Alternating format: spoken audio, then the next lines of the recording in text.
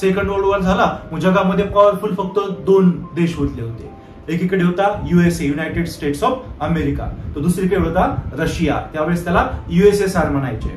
तर हे 2 काय ठरले, जगातले प्रबळ पॉवरफुल सेंटर ठरले, सुपर पॉवर्स ठरल्या. म्हणजे आपलं हे जे जग आहे ना ते 2 भागात विभागलं. आता मग नवीन भाग तयार होत होता. कोणता नवीन भाग, तर ज्यांना 1950s मध्ये स्वातंत्र्य मिळाले, लाईक भारत आहे, अदर आशियामधले देश आहेत, आफ्रिकामधले देश आहेत, लॅटिन अमेरिका मधले देश आहेत, यांना नव्यानं स्वातंत्र्य मिळालं होतं. आणि अमेरिका आणि रशियाला वाटत होतं की हे आपल्या ग्रुपमध्ये सामील व्हावे. अमेरिका एकीकडे डेमोक्रॅटिक आयडिओलॉजी प्रोत्साहित करीत होता, म्हणजे प्रमोट करत होता, तर दुसरीकडे रशिया सोशलिस्टिक आयडिओलॉजी किंवा समाजवादी धोरणाला प्रोत्साहित करत होता. आणि ज्या देशांना जे धोरण आवडत होते, ज्या देशांचा परिणाम त्यांच्यावरती जास्त होता, ते त्या ग्रुपमध्ये जॉईन करत होते. आयदर अमेरिका म्हणजे नाटोला जॉईन करायचे, किंवा रशिया ज्याचा वर्सॉ पॅक्ट होता त्याला जॉईन करायचे. नाटो आणि वर्सॉ असं लक्षात ठेवते की नाटो ही अमेरिकेनं बनवलेली एक ट्रिटी होती, जी अमेरिकेतल्या ग्रुपमधल्या देशांसाठी आहे. एक संरक्षणात्मक तह आहे तो, त्याच्याबद्दल आपण नंतर खूप डिटेल माहिती घेणार आहोत. तर त्याच्याच काउंटरमध्ये रशियानं जो ग्रुप बनवला होता त्याला वर्सॉ पॅक्ट म्हणतात. त्याच्याबद्दल पण आपण खोल माहिती घेणार आहोत पुढे जेव्हा आपण तह बघणार आहोत. आता फक्त एवढंच लक्षात ठेवायचं की जग 2 भागामध्ये विभागलेलं आहे. एकीकडे आहे अमेरिका, दुसरीकडे आहे USSR. आणि यांना वाटते की जगामध्ये आता जे नवीन देश ज्यांना फ्रीडम मिळाले ना, त्यांनी आपल्या गटामध्ये सामील व्हावं. आपल्याला पण बऱ्याचशा लालूच दिल्या गेल्या अमेरिकेकडनं, रशियाकडनं, की आमच्या ग्रुपमध्ये जॉईन करा. बट हे जे नवीन देश होते ज्यांना स्वातंत्र्य मिळालं होतं, यांनी दोन्ही गटाला जॉईन नाही केलं. आणि हे काय म्हटले की नाही, आम्हाला स्वतंत्र राहून, अलिप्त राहून, नॉन अलाइन राहून विकास करायचा आहे. ना आम्ही अमेरिकेला जॉईन करणार, ना आम्ही रशियाला जॉईन करणार. आम्ही स्वतःचा एक ग्रुप बनवून आम्ही आमचा विकास करू. कारण की शेकडो वर्षापासून आमचं शोषण झालेलं आहे, वसाहतवादाचे आम्ही बळी पडलेलो आहोत, आणि आता वापस आम्हाला कोणत्या मोठ्या शक्तीच्या आहारी जायचं नाहीये. आम्हाला स्वतंत्र राहून विकास करायचा आहे, समानतेनं विकास करायचा आहे. आणि त्याचा नेता होता भारत देश. ओके, पंडित जवाहरलाल नेहरूंनी नॉन अलाइनमेंटची घोषणा केली. आणि मग त्यावेळेस आपल्याला बऱ्याचशा देशांना ज्यांना न्यूली फ्रीडम मिळालं होतं त्यांनी साथ दिली. आणि आज जगामध्ये 125 पेक्षा जास्त देश नॉन अलाइनमेंट मुवमेंटचे सहभागी देश आहेत. आणि याच देशांना थर्ड वर्ल्ड म्हणून ओळखलं जातं, तिसरं जग म्हणून ओळखलं जातं. म्हणजे समजलं ना थोडक्यात, सेकंड वर्ल्ड वॉर झालेला आहे, जग 2 भागामध्ये विभागलेलं आहे. आणि जो तिसरा गट निर्माण झाला ना, अमेरिका ना रशिया, जो तिसरा गट निर्माण झाला त्याला तिसरं जग म्हणतात. आणि मोस्टली देश कोणते, वसाहतवादाचे बळी पडलेले अंडर डेव्हलपिंग कंट्रीज, जे स्वतःचा आता काय करतायत, विकास करण्याचा प्रयत्न करतायत. इथे एक गोष्ट लक्षात ठेवायची आहे, पंडित जवाहरलाल नेहरू सुद्धा म्हटले होते, आम्ही अलिप्त राहतोय. याचा अर्थ आम्हाला कोणत्याच देशासोबत संबंध नाही ठेवायचे असं नाही. आमचा संबंध अमेरिकेसोबत असेल, रशियासोबत असेल, सगळ्या देशांसोबत असेल, बट आमची सॉव्हरेनिटी आम्ही कोणाला देणार नाही. आम्ही सार्वभौम देश असू, आम्ही स्वतःचे निर्णय स्वतः घेऊ, कोणाच्या ग्रुपमध्ये आम्हाला जॉईन नाही व्हायचं, हे लक्षात ठेवायचं. तर याच तिसऱ्या जगाचा दृष्टिकोन आपल्याला बघायचा आहे. तर साहजिकच आता विचार करा बरं, आपण आंतरराष्ट्रीय संबंधाचा अभ्यास करतो, आंतरराष्ट्रीय संबंधाचा आपण अभ्यास करतोय, म्हणजे देशादेशांचा अभ्यास. देश कुठे आहेत, आपल्या पृथ्वीवरती आहेत. पृथ्वी म्हणजे आपला हा जग गोळा. त्याच्यामध्ये काय झालंय, एकीकडे अमेरिका आणि त्याचा ग्रुप, दुसरीकडे रशिया आणि त्याचा ग्रुप, आणि तिसरा नॉन अलाइनमेंटचा ग्रुप, याला तिसरं जग म्हणतात. त्यांचा दृष्टिकोन काय असेल बरं, तुम्हाला काहीच अभ्यास नाहीये, तुम्ही आयएलचा स्टडीज केला नाहीये, आणि तरी पण तुम्हाला तिसऱ्या जगाच्या दृष्टिकोनावरती एखादं कॉन्सेप्ट लिहायचं किंवा एसे लिहायचा आहे. तुम्ही थोडे तरी पॉईंट लिहू शकता की नाही, काय असेल बरं अंदाजा लावा. जे तिसरे जग आहे त्यांचा दृष्टिकोन काय असेल, की त्यांच्यावर अन्याय अत्याचार झालेला आहे, त्यांचं शोषण झालेलं आहे, त्यांना आर्थिक विकास करायचा असेल, त्यांना मदतीची अपेक्षा असेल, जे रिसोर्सेस पूर्ण जगामध्ये डिस्ट्रीब्यूट झाले त्याचं इक्वल डिस्ट्रीब्युशन व्हावं असं त्यांचं म्हणणं असेल, जी संपत्ती, जे काही गोष्टी पूर्ण जगामध्ये डिस्ट्रीब्यूट झालेल्या आहेत, मोस्टली जे डेव्हलप देशांकडे आहेत, त्याचं सुद्धा समानतेनं वाटप व्हावं, एक समान संधी मिळावी या छोट्या देशांना प्रगती करण्यासाठी, आंतरराष्ट्रीय ज्या संघटना आहेत त्यांच्याकडून मदत मिळावी या देशांना विकास करण्यासाठी, हा त्यांचा दृष्टिकोन असणार. कारण की हे काय पीडित राष्ट्र आहेत, वसाहतवादाचे बळी पडलेले राष्ट्र आहेत. तर आज आपण जाणून घेऊयात की नेमकं काय आहे थर्ड वर्ल्ड अप्रोच, तिसऱ्या जगाचा दृष्टिकोन काय आहे. ओके, चलो. तिसऱ्या जगाचा दृष्टिकोन, थर्ड वर्ल्ड अप्रोच. दुसऱ्या महायुद्धानंतर युरोपियन साम्राज्यवादाचं पतन झालं व त्यांच्या आधिपत्याखाली असलेल्या आशिया, आफ्रिका, दक्षिण अमेरिका, याला लॅटिन अमेरिका सुद्धा म्हणतात, खंडातील वसाहती स्वातंत्र्य राष्ट्र म्हणून उदय असायला फ्री केलं होतं ना त्यांना. कारण की त्यांच्यामध्ये ताकद नव्हती राहिली युरोपियन देशांमध्ये की सगळ्यांना सांभाळू शकतील, कारण की ते सेकंड वर्ल्ड वॉर नंतर कमजोर झाले होते. यामध्ये भारताचा देखील समावेश होता. त्यावेळी जगामध्ये 2 प्रबळ सत्ता होत्या, सुपर पॉवर्स. कोण कोण, एक USA अमेरिका आणि दुसरं USSR, सोव्हिएत संघ ऑफ रशिया, उदयास आले. देन त्यांनी आंतरराष्ट्रीय राजकारणात द्विध्रुवी बायपोलर व्यवस्था प्रस्थापित केली. बायपोलर द्विध्रुवी म्हणजे एकीकडे युएसए एकीकडे युएसएसआर. मग एकीकडे अमेरिका व त्याच्या गटातील राष्ट्रीय लोकशाही, मानवी हक्क, ह्युमन राईट्स व स्वातंत्र्याला प्रोत्साहित प्रमोट करत होते. डेमोक्रेसी, ह्युमन राईट्स हे काय, हे प्रिन्सिपल्स आहेत कुणाचे, डेमोक्रेसीचे किंवा वेस्टर्न वर्ल्डचे, पाश्चिमात्य देशांचे. दुसरीकडे सोव्हिएत संघ जो होता तो समाजवाद, सोशलिझम, कामगार वर्गाचे हक्क यांनी प्रेरित होता. कारण की समाजवादाची सुरुवातच त्यातून, समानतेतून झालेली आहे. सोशल जस्टिस, सगळेजण समान असले पाहिजे, पॉलिटिकल, इकॉनॉमिकल, सोशल सगळ्यांचा दर्जा, स्टेटस समान पाहिजे, या विचारातून समाजवाद उदयास आला होता. या विचारातून, या इन्स्पिरेशन मधूनच कार्ल मार्क्स यांनी सिद्धांत मांडला होता की समानता. हे दोन ग्रुप बनले होते आणि 50च्या दशकामध्ये स्वतंत्र झालेल्या राष्ट्रांना आपल्या गटात सामील करण्यासाठी दोन्ही राष्ट्र काय करत होते, खेळ खेळत होते, डावपेच करू लागले. परंतु या नवोदित राष्ट्रांनी, या नवीन राष्ट्रांनी या दोन्ही गटांमध्ये सामील न होता स्वतःच्या स्वतंत्र अशा अलिप्त गटाची स्थापना केली व या राष्ट्रांना तिसरे जग म्हणून ओळखले जाते. तर थोडक्यात 50च्या दशकात जे राष्ट्र स्वतंत्र झाली ती होती third world. Developing, under developed म्हणजे विकसनशील, अविकसित असे हे राष्ट्र होते ज्यांना काय करायचं होता, स्वतःचा विकास स्वतः करायचा होता. संबंध सगळ्या देशांसोबत ठेवायचे पण कोणत्या ग्रुपला जॉईन नाही व्हायचं होतं, कारण की ऑलरेडी त्यांच्यावरती खूप सारा आपण म्हणतो ना स्ट्रेस होता इकॉनॉमीचा, लोकांच्या शिक्षणापासून, गरिबीपासून, उपासमारीपासून सगळ्याच गोष्टी त्यांना सुरुवाती शून्यापासून पुढे जायच्या होत्या. आणि त्या एखाद्या गटामध्ये गेले तर वापस तेच शोषण, न्यू कोलॅनियलिझम जे पुढे आपल्याला बघायचंय ते त्यांच्या वाट्याला आलं असतं. म्हणून ते म्हटले की बाबा आम्ही कोणत्याही ग्रुपला जॉईन होत नाहीत, आम्ही स्वतःचा नवीन ग्रुप सुरू करू आणि त्याला थर्ड वर्ल्ड म्हणून गणलं जातं. आय थिंक तुम्हाला डेफिनेशन कळाली असेल थर्ड वर्ल्डची. ओके, खूप खूप महत्वाची, कारण की एंटायर आयर मध्ये की ऑप्शनल PSIR मध्ये तुम्हाला वारंवार हा शब्द येणार आहे आणि आतापर्यंत खूप वेळेस UPSC त्याच्यावरती क्वेश्चन विचारलेले आहेत. तर ही कन्सेप्ट, हा अप्रोच आपला क्लिअर असला पाहिजे. ओके, चलो आता पुढे जाऊया. तिसऱ्या जगातील राष्ट्र ही वसाहतवादाची बळी पडलेली राष्ट्र होती. स्वातंत्र्यासमयी या राष्ट्रांची स्थिती अत्यंत गंभीर स्वरूपाची होती. आपल्या भारताचं उदाहरण घ्या. ब्रिटिशांनी शोषण केलं आणि फ्रीडम दिलं आपल्याला, भारताची फाळणी केली, एकीकडे पाकिस्तान आणि एकीकडे भारताची निर्मिती झाली. जेव्हा आपण स्वातंत्र्य झालो होतो आपली इकॉनॉमी अंडर डेव्हलप होती. आता तरी आपण डेव्हलपिंग आहोत, विकसनशील, कारण की गेल्या 75 वर्षामध्ये आपण तेवढा विकास साधलेला आहे. But at the time of independence आपली इकॉनॉमिक कोलॅप्स झालेली होती, अर्धविकसित अर्थव्यवस्था होती, गंभीर स्वरूपाचे प्रश्न होते. 90% जास्त पॉप्युलेशन ग्रामीण भागात होती, जिथे रस्ते पोहोचलेले नाहीयेत, रेल्वे पोहोचलेले नाहीयेत आणि सगळ्यांच्या खाण्याचे सुद्धा वांदे आहेत. आपले विचार करा, त्यावेळी सिच्युएशन खूप खराब होती. मग आपल्याला ऍग्रिकल्चरमध्ये डेव्हलपमेंट करायची, इंडस्ट्रीमध्ये डेव्हलपमेंट करायची, सर्व्हिस सेक्टरमध्ये डेव्हलपमेंट करायची आणि ह्या सगळ्यांसाठी आपल्याला एकदम बॉटम पासून सुरुवात करायची होती. म्हणजे आपली अवस्था कशी असेल आणि सेम आपल्यासारखी किंवा आपल्यापेक्षा वर्स्ट अवस्था बाकी देशांची होती ज्यांना फ्रीडम मिळालेलं होतं. म्हणून या सगळ्या देशांनी एक ग्रुप केला. कारण की जर एक देश आंतरराष्ट्रीय संबंधामध्ये डिमांड करेल की मला आम्हाला हे पाहिजे, समान न्याय पाहिजे, सगळे रिसोर्स समानतेने वाटप करा, तर त्याला कोणी भाव देणार नाही, बरोबर. तेवढी इम्पॅक्ट नसतो त्याचा. पण 10 देश एकत्र येऊन जर डिमांड करू लागले तर इम्पॅक्ट होईल की नाही, युनायटेड नेशन मध्ये म्हणा किंवा ग्लोबली कुठेही म्हणा. म्हणून यांनी ग्रुप बनवला. अर्धविकसित अर्थव्यवस्था, गरिबी, उपासमारी, निरक्षरता अशा समस्यांनी या राष्ट्रांना ग्रासले होते. त्यामुळे या राष्ट्रांनी आर्थिक, सामाजिक विकासाच्या संदर्भात स्वतःची अशी स्वतंत्र विचारसरणी विकसित केली. कोणताही ग्रुप न जॉईन करता स्वतःची विचारसरणी. आणि विचारसरणी म्हणजे काय, या समस्या दूर झाल्या पाहिजे. जगातला विकास हा समानतेने झाला पाहिजे. आणि जे आता बघा ना आपल्या देशामध्ये आपण काय करतो, ही लाईन ऑफ डेव्हलपमेंट आहे, विकासाची रेषा. जो व्यक्ती इथे आलेला आहे त्याच्या बेसिक गरजा पूर्ण होतात, अन्न, वस्त्र, निवारा, जीवन जगण्यासाठी ज्या आवश्यक गोष्टी त्याला मिळतात.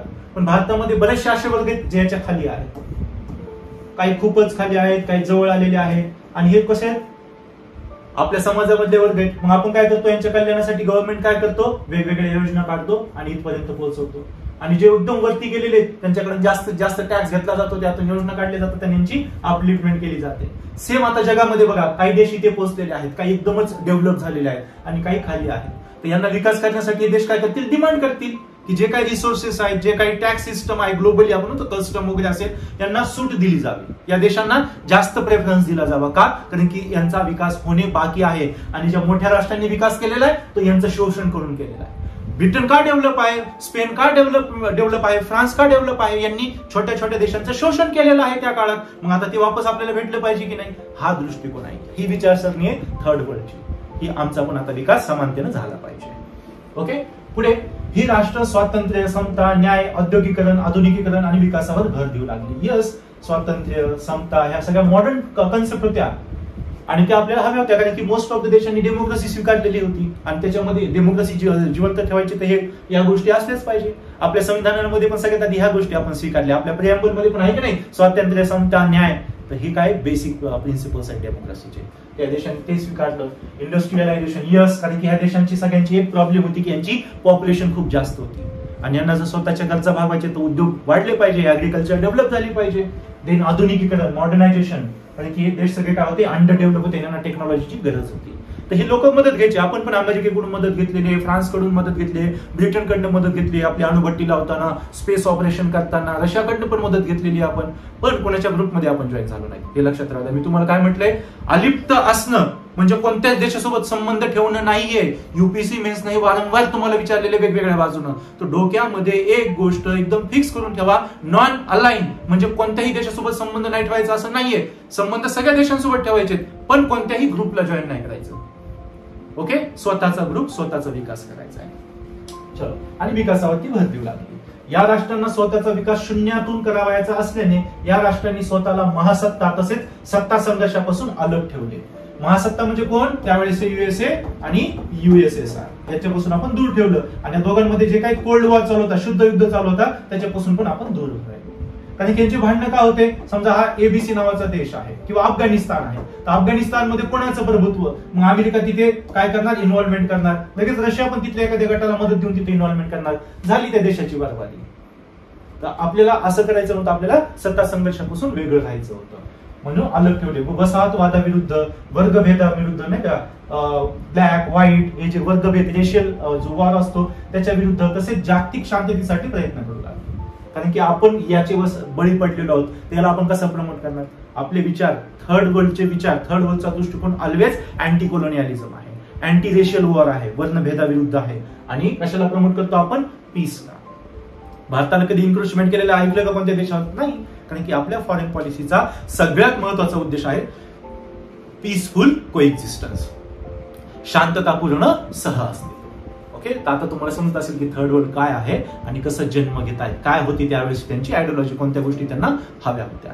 समानतेनं विकास, कोणत्याही ग्रुपला जॉईन न करता. ओके, पुढे जाऊया.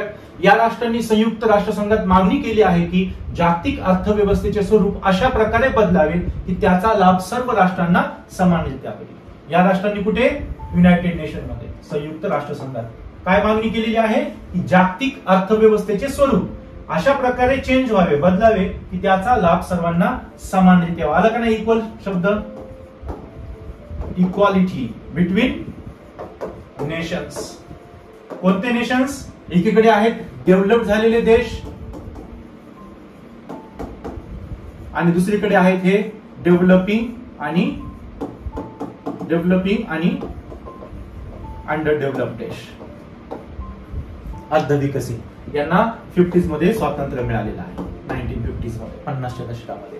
आणि डेव्हलपिंग आणि अंडर डेव्हलप्ड आहेत. आणि यांना जर डेव्हलप व्हायचंय, आता अंडर डेव्हलपला सर्वात आधी काय व्हावं लागेल, डेव्हलपिंग व्हावं लागेल. आणि डेव्हलपिंग काय करतील, डेव्हलप व्हायचं बघतील. बरोबर.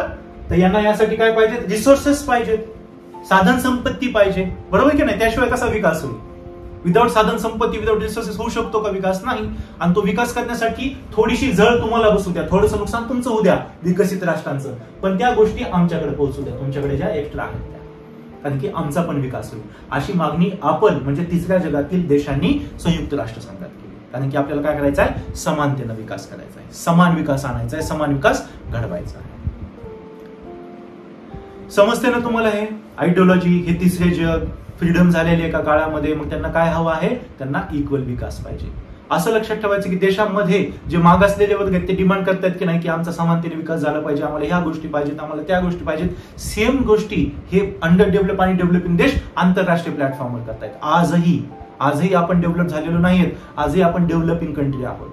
आजही आपली इकॉनॉमी फक्त 5 ट्रिलियनची आहे. खूप मोठी अचिव्हमेंट केली असं नाहीये. आपली इकॉनॉमी कमीत कमी 20-25 ट्रिलियन पर्यंत असायला पाहिजे, जशी पॉप्युलेशन, जशी तरुणांची संख्या आहे. बस स्टील आपण 5 ट्रिलियन मध्ये खेळतोय. तर ही झपाट्यानं आता इथून पुढे व्हायला गरजेची, लोकांनी त्यासाठी अवेअर होणं सुद्धा गरजेचं आहे. सो हे राष्ट्र इक्वली विकास करू शकते. ओके, पुढे तिसऱ्या जगातील राष्ट्रांच्या मागणीला प्रतिसाद देत युनायटेड नेशननं, संयुक्त राष्ट्रसंघाने 1974 मध्ये नवीन आंतरराष्ट्रीय आर्थिक व्यवस्था, लक्षात राहू द्या, new international economic order, new international economic order ठराव संमत केला. ऑर्डर म्हणजे काय? नवीन गोष्टींची सुरुवात, नवीन व्यवस्था. कोणती व्यवस्था? नवीन आंतरराष्ट्रीय संबंधाची ही व्यवस्था आहे, आर्थिक व्यवस्था आहे. आणि याच्यामध्ये काय होणार आहे? जे कमी राहिलेले, जे मागे राहिलेले राष्ट्र आहेत त्यांना विकास करण्यासाठी प्रोत्साहन दिलं जाणार आहे. न्यू इंटरनॅशनल इकॉनॉमिक ऑर्डर, नवीन आंतरराष्ट्रीय आर्थिक व्यवस्था. सुरुवात ठराव संमत केला ज्यानुसार विकसित राष्ट्रातील स्त्रोतांचा म्हणजे रिसोर्सेस, संसाधन, मी तुम्हाला आता जे म्हटलं, स्त्रोतांचा वापर हा तिसऱ्या जगातील राष्ट्रांच्या विकासासाठी उपयोगात आणण्याचे ठरवले आहे. म्हणजे थोडी जड तुम्हाला लागू द्या, पण त्या गोष्टी इकडे द्या. आता एखादी वस्तू समजा इकडून डेव्हलप देशातून या देशामध्ये येते, तर हे देश त्याला टॅक्स लावणार, कस्टम आकारणार, म्हणजे याच्यामध्ये या देशाचा फायदा आहे. पण एखादी गोष्ट या देशातून डेव्हलप देशामध्ये जायचं ना, तुम्ही कसला टॅक्स हे नका करू, आम्हाला काय करा, प्रेफरन्स द्या, कारण की आम्ही तुमच्यापेक्षा मागे आहोत आणि आम्हाला तुमच्या इक्वल यायचं आहे. जस्ट एक 0.1% तुम्हाला एक उदाहरण दिले. अशी किती वर्ल्ड ट्रेड ऑर्गनायझेशन मध्ये आपण कन्सेशन मागत असतो का? We are developing, we are underdeveloped असं म्हणून तिसऱ्या जगाचे देश. WTO असेल, एन्व्हायरमेंटची एखादी TT असेल, जिथं सगळ्यांना बंधनं टाकलेली असतील, डेव्हलपिंग आणि अंडर डेव्हलप देशांना जास्त बंधनं असतील टाकले का? की त्यांना विकसित होऊ द्या. आता जे वेगवेगळे प्रोटोकॉल्स आहेत, डेव्हलप देश साईन करतात त्यांना लिगली बाइंडिंग आहे, त्यांना ते पाळावे लागतात. पण डेव्हलपिंग देश आहेत, अंडर डेव्हलप देश आहेत, त्यांना तिथं सूट दिली जाते. असे बरेचसे प्रोटोकॉल्स पुढे आपल्याला पाहायचे आहेत. म्हणजे आपण एक म्हणतो ना, या राष्ट्रांना जास्त प्रोत्साहन देणं, एक प्रकारचं आपण असं म्हणू शकतो, आपल्या इंटरनल ह्याच्यामध्ये ऍडमिनिस्ट्रेशन मध्ये जे रिझर्वेशन दिलं जातं काही खास वर्गांना विकास करण्यासाठी. म्हणजे अरे हा, तो विकासामध्ये तो वर्ग मागे, नोकऱ्यामध्ये किती त्यांची पर्सेंटेज कमी आहे की नाही, 20% पॉप्युलेशन आहे, पण नोकऱ्यामध्ये त्यांचे फक्त 7% आहेत, 13% वाढवायचे, तर चला रिझर्वेशन द्या त्यांना. म्हणजे 20% जर त्यांची पॉप्युलेशन 20% ना, तर नोकऱ्यांमध्ये पण ते 20% असले पाहिजे, घ्या त्यांना, चला प्रमोशन द्या. असं करतो की नाही? तसंच इंटरनॅशनल ऑर्डर मध्ये आहे, जे देश मागे राहिलेले आहेत, अंडर डेव्हलपिंग आहेत, त्यांना काय करा, जास्तीचं महत्व द्या, जास्तीचं प्रोत्साहन द्या, जास्तीची मदत द्या, जेणेकरून ते विकास करतील. आज वर्ल्ड बँक जेव्हा लोन देते, ती प्रेफरन्स कुणाला देते? डेव्हलपिंग आणि अंडर डेव्हलप देशांना. आणि त्याच्यात वर्ल्ड बँकेमध्ये पैसा कुठून येतो? विकसित देशांकडून येतो. अमेरिका पैसा देतो, फ्रान्स पैसा देतो, ब्रिटन पैसा देतो, मग ते डेव्हलपिंग देशांमध्ये वेगवेगळे प्रोजेक्ट उभारतात. आज भारत वर्ल्ड बँकेचा सगळ्यात आपण म्हणतो वन ऑफ द मेजर कर्ज घेणारी कंट्री आहे वर्ल्ड बँकेकडून आपण, भारत देश. अशा डेव्हलपिंग देशाला ह्या इंटरनॅशनल ऑर्गनायझेशन खूप मदत करतात. डेव्हलपिंग देशा WTO मध्ये सुद्धा, वर्ल्ड ट्रेड ऑर्गनायझेशन मध्ये सुद्धा आपण काय म्हणतो की वी आर डेव्हलपिंग, आणि आपल्याला कन्सेशन हवे असतात बऱ्याच ठिकाणी. का? कारण की इक्वल प्रगती व्हावी यासाठी. समजलं हे न्यू इकॉनॉमिक ऑर्डर. याच्यामध्ये काय करायचंय, जे काही विकसित देशांकडे स्त्रोत आहेत, आर्थिक असू द्या, नॅचरल असू द्या, जे काही पॉलिटिकल असू द्या, हे सगळे काय करायचे, बाकीच्या देशांमध्ये डिस्ट्रीब्यूट करायचे, जेणेकरून त्यांचा समानरित्या विकास होईल. ओके, थोडक्यात आपण असे म्हणू शकतो की तिसऱ्या जगातील राष्ट्रांनी आंतरराष्ट्रीय संबंधाचे स्वरूप व व्यवस्थेवर मोठ्या प्रमाणात बदल घडवून आणला आहे. बरोबर आहे का? बरं, व्हिडिओ पॉज करून बघा बरे, तुम्हाला काय वाटतंय की खरंच आपण खूप मोठ्या प्रमाणात बदल घडवून आणलाय का आज आंतरराष्ट्रीय संबंधामध्ये? यस, 21व्या शतकात तर नक्कीच. आज भारत सुद्धा एक सत्ता केंद्र झालेलं आहे, जगातली वन ऑफ द नाही, जगातली बिगेस्ट डेमोक्रेसी म्हणून आज भारत आहे. जगातली सगळ्यात मोठी लोकशाही आपण आहोत. आणि असंही आपण लोकशाही नाही तरी पॉप्युलेशन मध्ये पण आता आपण चीनला मागे टाकलेला आहे. सो आपल्यामध्ये पॉवरफुल नेशन बनण्याचे सगळे आपण म्हणतो ना गोष्टी आपल्याकडे आहेत, फक्त त्याचा व्यवस्थितपणे युटिलायझेशन झालं पाहिजे.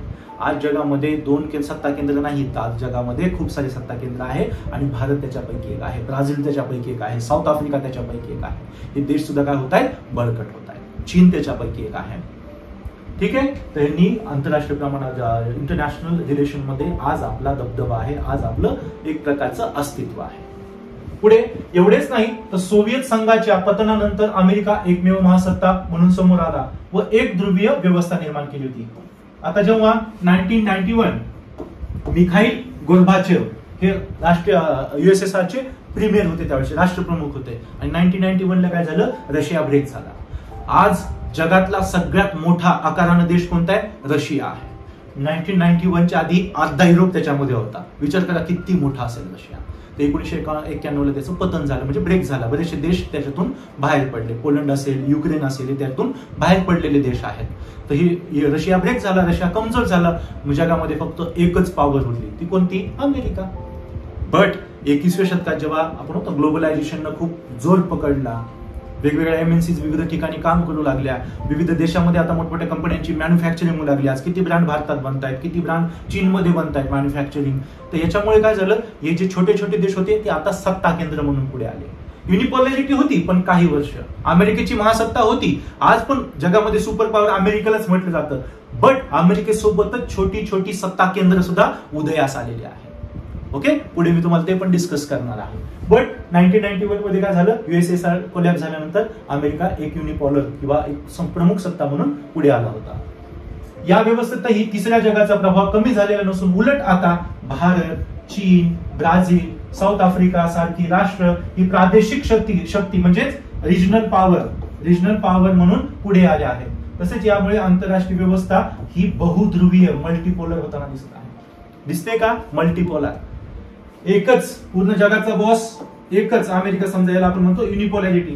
पण आता त्याच्यासोबत बाजूला चीन आहे, बाजूला इंडिया आहे, साऊथ आफ्रिका आहे, ब्राझील आहे.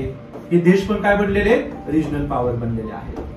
ओके, प्रादेशिक सत्ता. आज हे सगळे देशांची इकॉनॉमी ट्रिलियन मध्ये गेलेली आहे. या देशांकडे आज बरेचसे, आता चीन झालं, इंडिया झालं, यांच्याकडे न्यूक्लिअर वेपन आहे. प्रबळ शक्ती बनल्यात ना ह्या.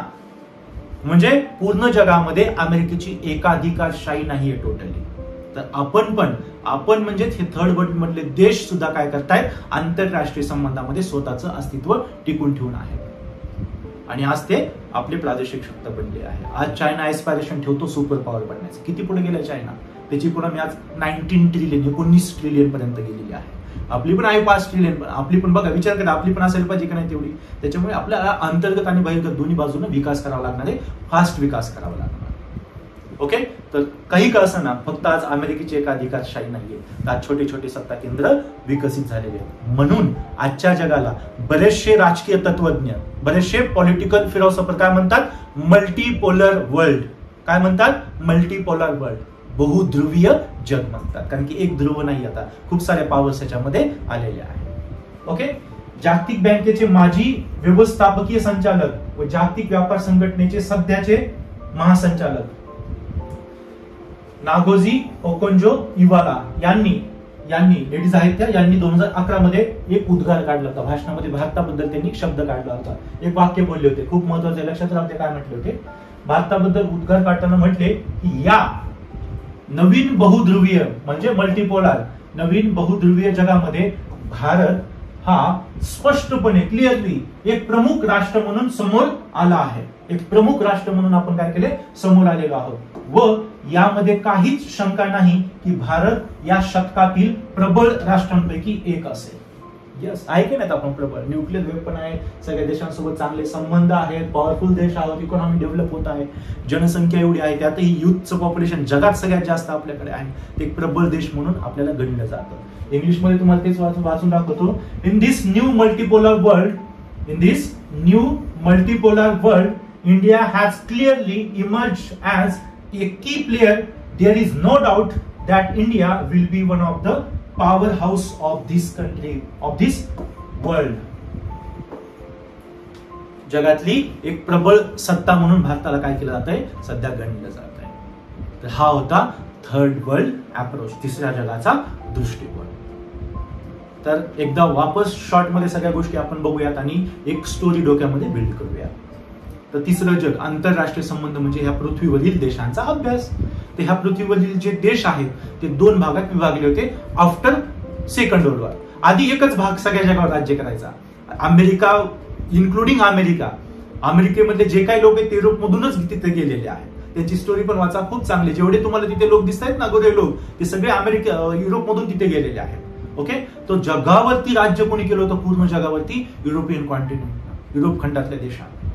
कारण की आफ्टर इंडस्ट्रियल रिव्होल्युशन, आफ्टर औद्योगिक क्रांती कुठे झाली होती? या युरोपियन खंडामध्ये. मग ह्या देशांनी काय केलं? आता तंत्र बनवायला लागले, फॅक्टरीज बनले, कारखाने बनले मोठे मोठे. मग यांना काय पाहिजे होते? रिसोर्स पाहिजे होते, कच्चा माल पाहिजे होता, जो त्याला मॅन्युफॅक्चरिंग करतील आणि विकण्यासाठी बाजारपेठा पण पाहिजे होता. म्हणून यांनी नवीन देश शोधायला सुरुवात केली आणि त्या देशातली पॉलिटिकल सिस्टम स्वतःच्या हातात घेतली. लाईक आपला भारत, लाईक चीन, लाईक जपान आहे, त्याच्यामध्ये जपानचा काही भाग, देन आशियामधले बाकी देश, आफ्रिकामधले बहुसंख्य देश, लॅटिन अमेरिकामधले देश, इथं सगळीकडे त्यांनी वसाहती सुरू केल्या. बट दुसरं विश्वयुद्ध झालं, हे युरोपियन युनियन म्हणजे युरोपियन कॉन्टिनेंट मधले देश कमजोर झाले, त्याच्यामध्ये जिंकले असले तरी कमजोर झाले, म्हणून त्यांनी या देशांना फ्री केलं. पण जेव्हा युरोप कमजोर झाला, युरोप डाऊन झाला, तेव्हा दोन देश मात्र एकदम पॉवरफुल होते. एक होता अमेरिका आणि एक होता USSR किंवा रशिया. आणि मग त्यावेळेस जगाला काय म्हटले? बायपोलर वर्ल्ड म्हणायचे किंवा बायपोलर ग्लोब म्हणायचे. द्विध्रुवी जग, द्विध्रुवी, दोन ध्रुव. आज पृथ्वीला दोन ध्रुव आहेत की नाहीत? नॉर्थ पोल आणि साऊथ पोल. जॉग्राफिकली उत्तरी ध्रुव आणि दक्षिण ध्रुव. तसं पॉलिटिकली दोन ध्रुव झाले होते. एक होता अमेरिका आणि एक होता रशिया किंवा USSR. आणि मग हे जे नवीन देश स्वातंत्र्य झाले होते 1950s मध्ये, यांनी काय केलं? दोघांना जॉईन न करता स्वतःचा एक नवीन ग्रुप सुरू केला. त्याला आपण काय म्हणतो? नॉन अलाइन ग्रुप किंवा नॉन अलाइन मुवमेंट, अलिप्ततावादी चळवळ म्हणतो. आणि आज जगामध्ये एक प्रभावशाली देश, एक प्रभावशाली गट म्हणून हे अलिप्ततावादी देश पुढे आले. आज 125 पेक्षा जास्त देश त्याचे मेंबर कंट्रीज आहेत. विचार करा. आणि पूर्ण जगामध्ये आज इंटरनॅशनल रिलेशन मध्ये या थर्ड वर्ल्डचा दबदबा आहे. आणि आज जग हे बायपोलर किंवा युनिपोलर नसून तर काय आहे? मल्टीपोलर आहे. सत्तेचे विविध केंद्र जगामध्ये काय झालेले आहेत? निर्माण झालेले आहेत. ओके, लक्षात राहू द्या ही गोष्ट. ही आहे थर्ड वर्ल्ड, ज्याच्यामध्ये आपण येतो, त्याच्यामुळे आपल्याला ही थेरी माहितच पाहिजे. मग ह्या थर्ड वर्ल्डची काय डिमांड असणार आहे? साहजिकच यांचा विकास कमी झालेला आहे, अंडर डेव्हलप आहे, डेव्हलपिंग आहे, त्यांना काय पाहिजे? समान विकास पाहिजे, इक्वल डेव्हलपमेंट पाहिजे. ज्या गोष्टी जास्त ह्या डेव्हलप कंट्रीकडे, ते यांना स्वतःकडे हव्या आहेत. हे काय करतात? डिमांड करतात. कोणाकडे? या युनायटेड नेशनकडे, इंटरनॅशनल ऑर्गनायझेशनकडे आणि डेव्हलप कंट्रीकडे, की तुमचे रिसोर्सेस, तुमच्याकडे ज्या गोष्टी आहेत, ते आमच्याकडे डिस्ट्रीब्यूट करा, जेणेकरून आपला काय होईल? समान विकास होईल. आणि ते एक गोष्ट मी तुम्हाला परत सांगतो जी लक्षात ठेवायची आपल्याला, की नॉन अलाइन असणं म्हणजे फक्त स्वतःवरती निर्भर असणं असं नाही. आपल्याला संबंध सगळ्यांसोबतच ठेवायचे, फक्त कोणत्या आयडिओलॉजीला आणि कोणत्या ग्रुपला जॉईन नाही करायचं.